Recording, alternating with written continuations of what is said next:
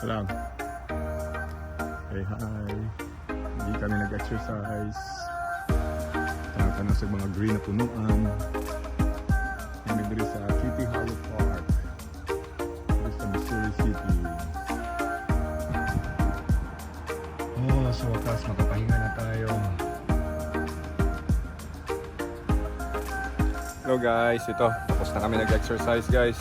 Pag-jogging na kami. Uwi na ngayon sa bahay guys.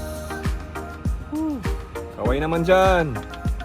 Yan o, pawis na si misis. Ang ganda ng misis ko. Love you.